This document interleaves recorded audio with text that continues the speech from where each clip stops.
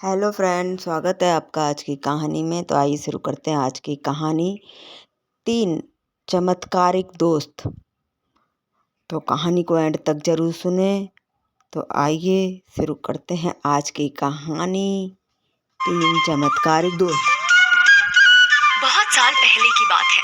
एक छोटे से गांव में एक नाई रहता था। उस नाई के घर पर उसकी बीवी और उसका एक बेटा रहता था। नाई के मन में बिल्कुल शांति नहीं थी, क्योंकि उसका बेटा दीनानाथ, जो कि 20 साल का था, लेकिन वो नाई का काम सीखना ही नहीं चाहता था। लेकिन उसके पास एक बहुत अच्छा हुनर था, और वो दिनू, हाँ दिनू, उठ जा। अभी तेरा पिताजी आ जाएंगे घर पे। जल्दी उठ, उठ ना दिनू।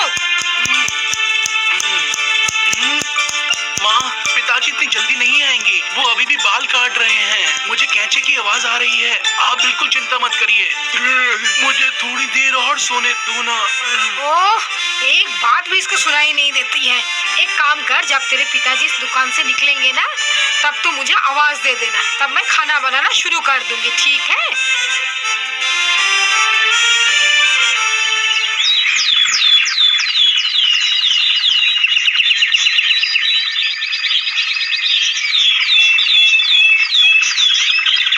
माँ, पिताजी आ रहे हैं। खाना तैयार रखो। ठीक है।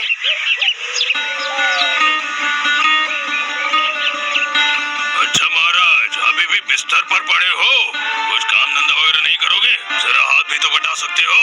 आखिर मेरे साथ काम भी तो सीख सकते हो। काम? और वो भी बाल काटना? ये मैं हरगिज नहीं करूँगा। मैं दूर दूर की आवाजें सुन सकता हूँ, ये क्षमता है मेरे पास। बाल काटने से भी बड़ा काम करूँगा मैं एक दिन। तो फिर क्या करेगा बताओ जरा। मैं राजा जी के पास जाऊँगा और राजकुमारी से शादी करूँगा और उनका राज्य मैं चलाऊँगा। इतने बड़े बड़े ख्वाब मत देख। अगर सच में कुछ करना है तो घर से बाहर निकल और देख जरा, आम का न काज का, दुश्मन अनाज का। हैं? इतनी सी बात के लिए आपने मुझे खरी खोटी सुनाई। माँ, मैं आज ही घर छोड़ के चला जाऊंगा। इतनी खरी खोटी सुनने के बाद मैं यहाँ नहीं रहूंगा। मैंने बिल्कुल सही कहा। मैं दिन भर मेहनत करता हूँ और ये लेटे लेटे राजकुमारी से शादी के सपने देखता रहता है। जा, निकल निकल जा, अभी के अभी जा। हाँ, मैं अभी जा रहा हूँ, अभी जा रहा हूँ। आप लोगों को छोड़ के मैं अभी चले जाता हूँ। दिनू, दिनू बेटा, सुन मेरी बात। कहाँ जा रहा है तू बेटा? मत जा बेटा। दिनू,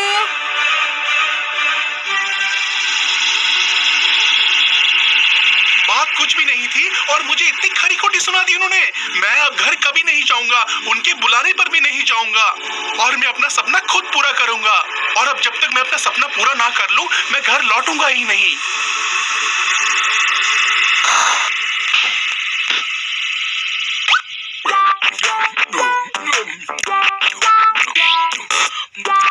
ओ भाई, सारे आम तुम खा लोगे तो बाकी लोग क्या खाएंगे?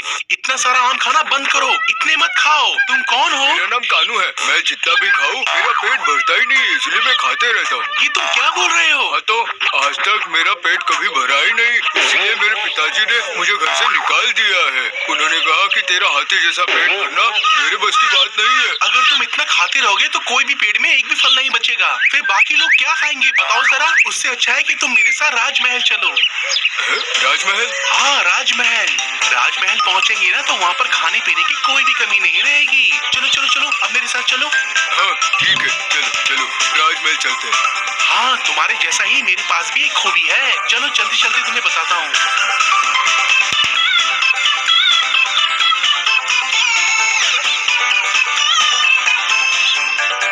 अरे वाह, तुम्हारे पास तो बहुत अच्छा गुण है। देखना, राजा जी राजकुमारी का विवाह तुमसे कराएंगे। दोस्त, तुमने कोई आवाज सुनी? पता नहीं यहाँ पर कौन जोर जोर से खराटे मार के सो रहा है। हाँ, बहुत दूर से आवाज आ रही है। चलो जाके देखते हैं, पता नहीं कौन सो रहा है।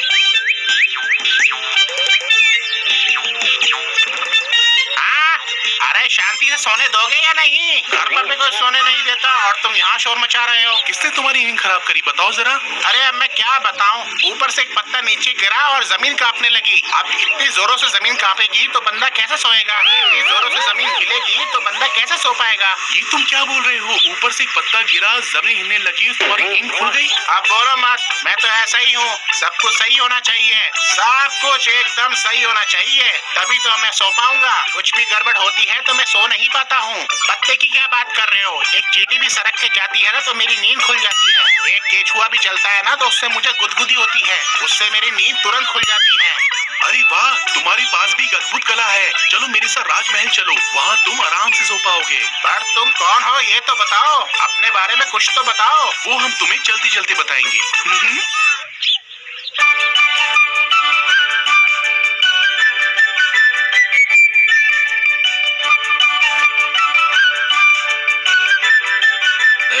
तुम लोग कौन हो?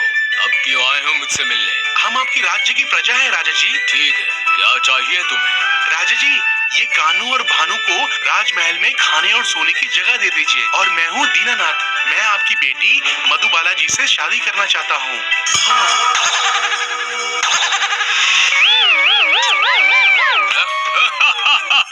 शादी? हाँ, राजकन्या से शादी? हाँ, बहुत बढ़िया।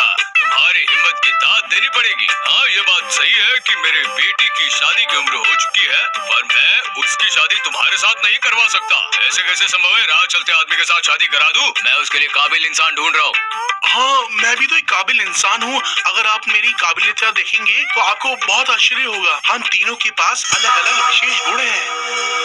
राजा जी, मैं कानू हूँ, मुझे खाना बहुत पसंद है। आप कितना भी खिलाइए, मेरा पेट भरता ही नहीं। और मैं हूँ भानु, मुझे सोना बहुत पसंद है, इसलिए मुझे सोने के बाद हर चीज सही चाहिए। आप मुझे कितना भी अच्छा बिस्तर दे दीजिए, अगर उसमें कुछ गलती हुई तो मुझे तुरंत समझ में आ जाएगा और मैं सो भी नहीं पाऊंगा। और मैं बहुत दूर की ध्वनि सुन सकता हूँ। अगर आपकी इच्छा हो तो हम तीनों अपनी अपनी कला दिखा सकते हैं। ठीक है, तुम दिखाओ तुम्हारा हुनर।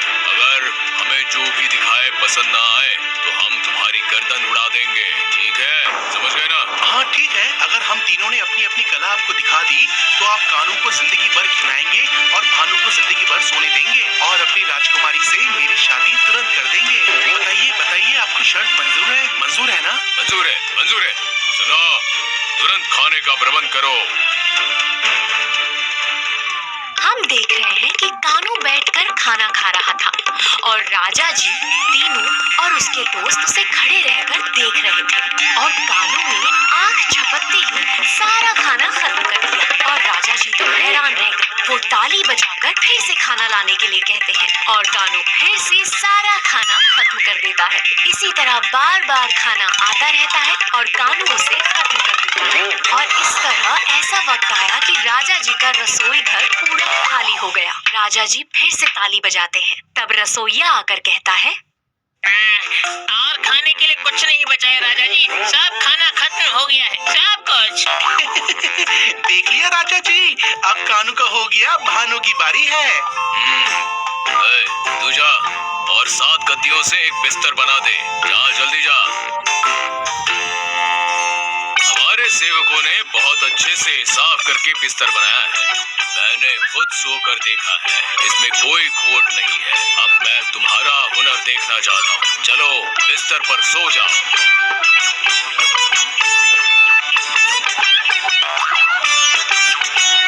क्या हुआ? क्यों उठ गए? मुझे नींद नहीं आ रही है राजा जी, बिस्तर में मुझे कुछ चुभ रहा है। क्या चुभ रहा है? ये 6 और 7 गद्दे के बीच में एक छोटा सा बाल है, वही बाल मुझे सोने नहीं दे रहा। अब मैं क्या करूं, मैं कैसे सोऊं?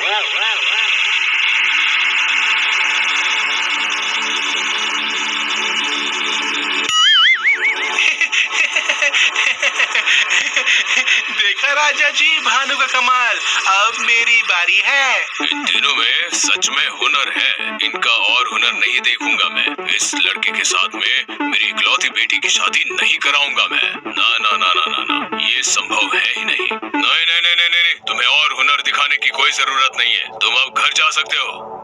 घर पर शर्त के हिसाब से तो मुझे। अरे शर्त की बात मत सुनाओ मुझे, मैं यहाँ का राजा हूँ, कोई भी शर्त मेरे लिए मायने नहीं रखती। पर आप राजकुमारी का रिश्ता मेरे से नहीं करना चाहते? ठीक है।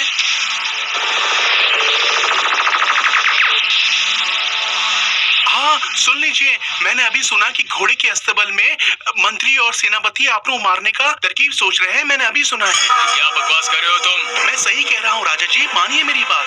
ये देखो वो वही बात कर रहे हैं, आपको मारने की ही बात कर रहे हैं। जैसे ही आप अपने कमरे में सोएंगे वो आप आज रात को ही वो आपको मारेंगे। सेनापति और मंत्री दोनों मिलकर आपको मारेंगे। क्या बात कर रहे हो? किंतु कोई किंतु नहीं राजा जी, आज रात को आपके साथ हमें रहने दीजिए। मेरे दिमाग में एक तरकीब आई है कि कैसे मैं आपको बचा सकता हूँ। देर रात हो जाती है। राजा के शयन कक्ष के बाहर मंत्री और सेनापति आकर खड़े हो जाते हैं। वो धीरे से राजा के शयन कक्ष का दरवाजा खोलते हैं और देखते हैं कि बिस्तर पर एक चादर के नीचे कोई सोया हुआ है।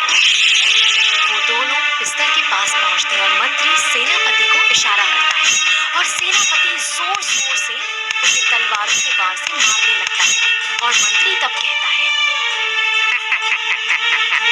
आज से मैं इस राज्य का राजा हूँ। हाँ। और मैं मंत्री हूँ, मंत्री। छोड़ो मुझे, क्यों मुझे पकड़ा है? छोड़ो, मैं आज से नया राजा हूँ। राजा जी, आपने हमें बेवकूफ बनाया। छोड़ दीजिए महाराज, गलती हो गई हमसे। हमारे साथ दगाबाजी है। जाओ, इन्हें काल कोठरी में बंद कर दो। इनकी व्यवस्था मैं बाद में करता हूँ। ले जाओ इन्हें। दीनानाथ, मैंने तुम्हें गलत समझा था। तुम न होते तो आज मैं जान से हाथ धो बैठता और इस राज्य का सर्वनाश हो जाता। तुम ही मेरे योग्य दामाद और राज सिंहासन के योग्य उत्तराधिकारी। मैं आज ही मेरी बेटी के साथ तुम्हारी शादी करवा दूंगा। और इसी वक्त से दीनानाथ का सपना पूरा हो जाता है। पूरे राज्य में खुशियां फैल जाती हैं। सारे नगर के लोग खुशियां मनाते हैं। आतिशबाजियां होती हैं, ढोल नगाड़े और शहनाइयां बजती हैं। हम देखते हैं कि कानू खाना खा रहा है, भानु सो रहा है।